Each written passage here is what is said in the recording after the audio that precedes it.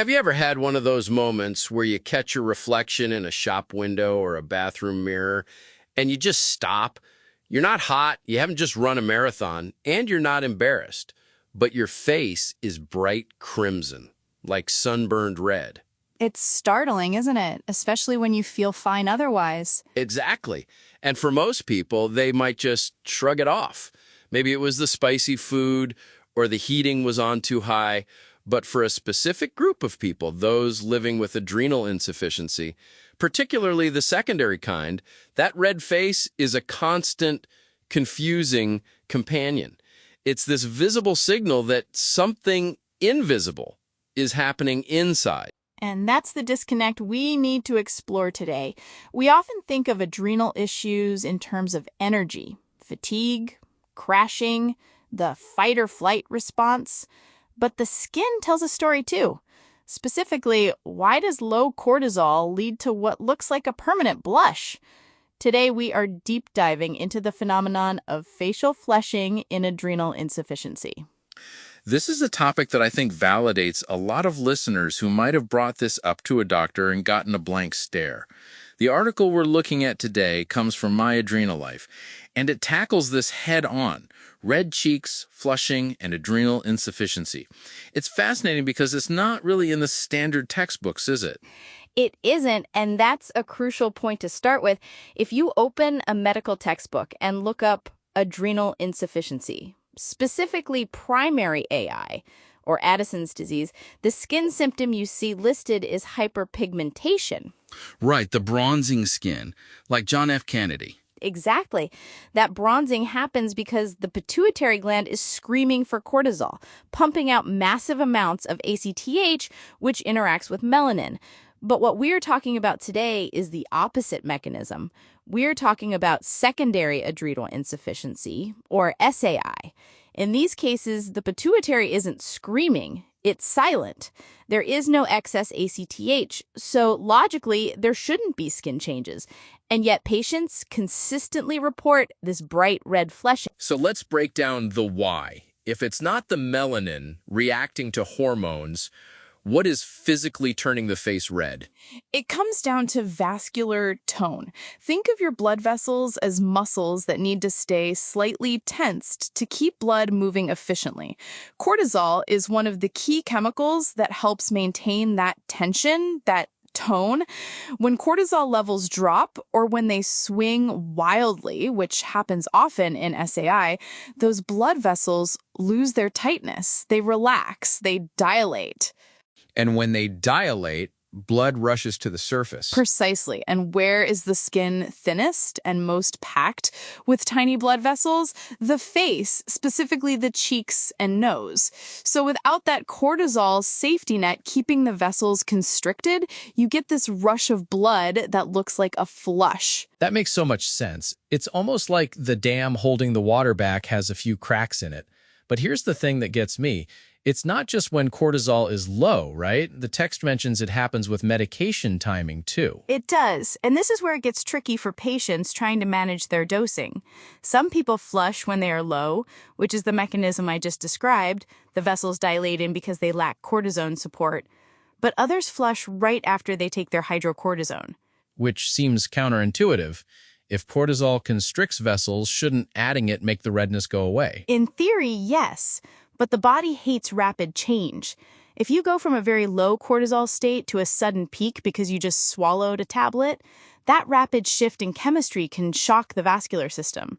It's the fluctuation itself, the instability that triggers the autonomic nervous system to react, and that reaction often looks like a flush. The autonomic nervous system. That's the automatic pilot, right? Breathing, heart rate, temperature. Correct. It regulates all the things you don't think about. Now, cortisol is a major stabilizer of this system. When you have adrenal insufficiency, your automatic pilot is a bit glitchy. You might experience heat intolerance, or you might get dizzy when you stand up. The flushing is just another symptom of that dysregulation. The body is struggling to regulate its own temperature and blood flow without its primary stabilizer. So it's not an allergy, it's not a rash, it's a mechanical failure of the blood vessels to stay the right size. That is a perfect way to put it. It's a mechanical issue, not a dermatological one. That's why creams don't usually fix it. I want to pivot to something the article highlighted, which I found really important. The distinction between this flushing and other conditions. Because if you Google red face, you're going to get a million hits for rosacea. Oh, absolutely. And it's possible to have both. But the key difference here is the trigger and the sensation.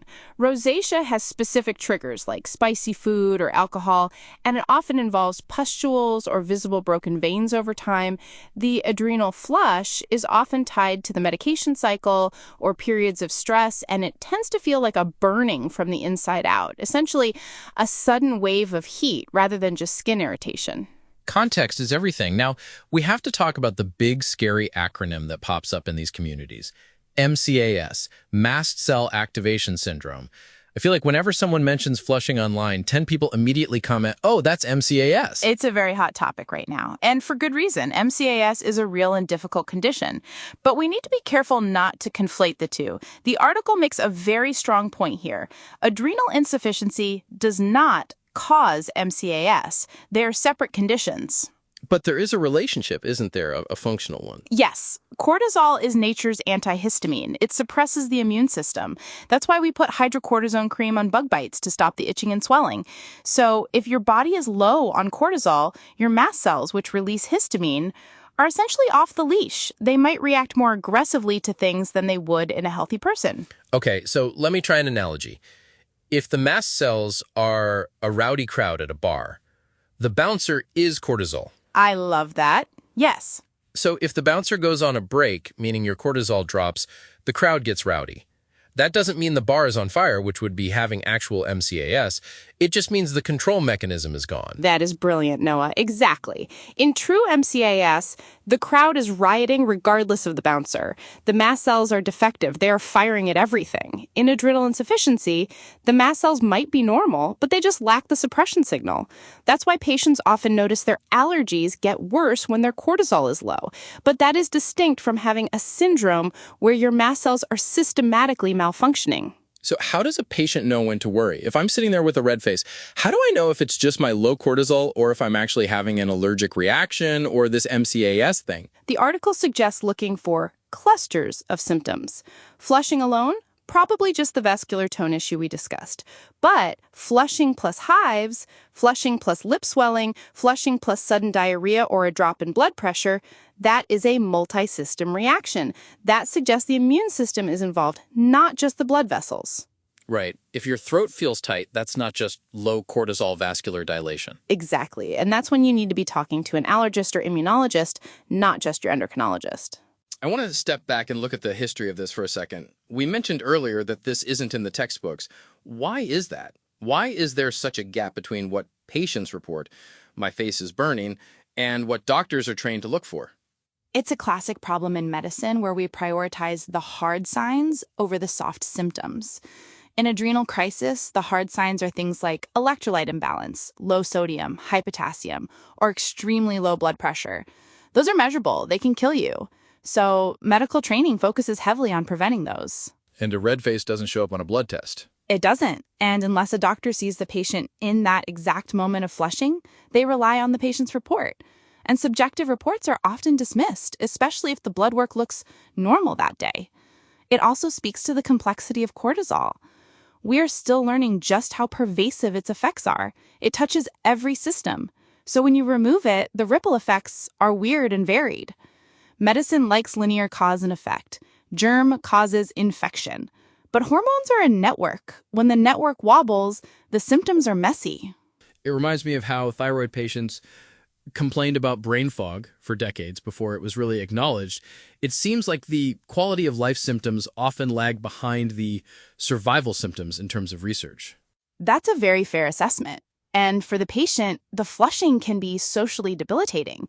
It's visible vulnerability. You're in a meeting, you feel stressed, and suddenly you're glowing red. It signals to everyone, I am not okay. Even if you're trying to power through, that psychological weight is real.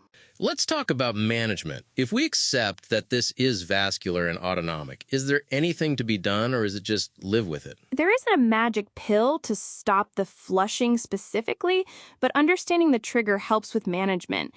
If the flushing happens consistently before doses due, it's a sign that the cortisol coverage is running out too soon.